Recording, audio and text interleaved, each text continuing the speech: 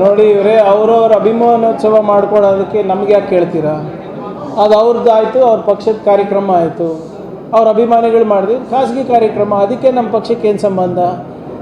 ಈಗ ನಾವು ಹೇಳೋಕ್ಕಿಂತ ನಿನ್ನೆ ಅವ್ರ ಕೆಲವು ಶಾಸಕರು ಇರ್ಬೋದು, ಅವ್ರು ಏನು ಹೇಳ್ತಾ ಇದ್ದಾರೆ ಅದನ್ನು ತಾವು ಕೇಳಬೇಕಲ್ಲ. ನಾವು ಹೊರಗಿನವ್ರು ಆಗ್ತೀವಿ, ಸಂಪೂರ್ಣ ಬೆಂಬಲ ಇಲ್ಲ ಅಂತ ಅವ್ರ ಶಾಸಕರೇ ಹೇಳ್ತಾ ಇದ್ದಾರೆ. ಅವ್ರ ಶಾಸಕರೇ ಒಬ್ಬರು ಹೇಳ್ತಾ ಇದ್ದಾರೆ,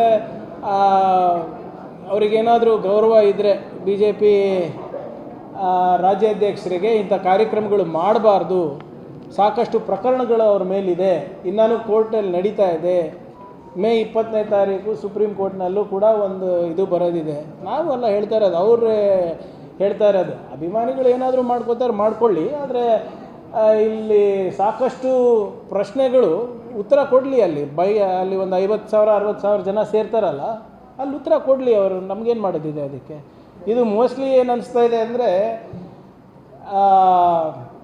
ಈ ಸರ್ಕಾರದಲ್ಲಿ ನಮ್ಮ ಸರ್ಕಾರ ಬಂದ ಮೇಲಿಂದ ಯಾವ ಉಪಚುನಾವಣೆಯಲ್ಲೂ ಬಿ ಜೆ ಪಿಯವರು ಜಯ ಸಾಧಿಸಿಲ್ಲ. ಮತ್ತು ಅಸೆಂಬ್ಲಿನಲ್ಲಿರ್ಬೋದು ಅಥವಾ ಬೇರೆ ಕಡೆ ಇರ್ಬೋದು, ಸುಮ್ಮನೆ ಕಾಟಾಚಾರಕ್ಕೆ ಆರೋಪಗಳು ಮಾಡಿಬಿಟ್ಟು ಗಾಳಿನಲ್ಲಿ ಗುಂಡು ಹಾರಿಸ್ತಾ ಇದ್ದಾರೆ. ವಿರೋಧ ಪಕ್ಷದ ನಾಯಕರು, ಮೇಲ್ಮನೆದವ್ರು ಇರ್ಬೋದು, ಕೆಳಗಿನ ಮನೆಯವ್ರು ಇರ್ಬೋದು, ಮತ್ತು ನಿಮ್ಮ ರಾಜ್ಯಾಧ್ಯಕ್ಷರು ಸಂಪೂರ್ಣವಾಗಿ ವಿಫಲರಾಗಿದ್ದಾರೆ ಅಂದ್ಬಿಟ್ಟು ಬಿ ಜೆ ಪಿಯವ್ರು ಹೇಳ್ತಾ ಇದ್ರು. ನೀವೇ ನೋಡಿದ್ದೀರ, ಎಷ್ಟು ಸರಿ ಡೆಲ್ಲಿಗೆ ಬದಲಾವಣೆ ಆಗಬೇಕು ಅಂದ್ಬಿಟ್ಟು ಹೋಗಿ ಬರೋರು ಬಂದಿದ್ದಾರೆ. ಸೊ ಅದರಿಂದ ಬಹುಶಃ ಅವರ ಸ್ಥಾನಮಾನ ಗಟ್ಟಿ ಮಾಡ್ಕೊಳ್ಳಿಕ್ಕೆ ಇವೆಲ್ಲ ಅಭಿಮಾನೋತ್ಸವ ಇರಬೇಕು ಅಂತ ಅವರು B J P M L ಎಗಳು ಹೇಳ್ತಾ ಇರೋದು. So Congress has no opinion about it.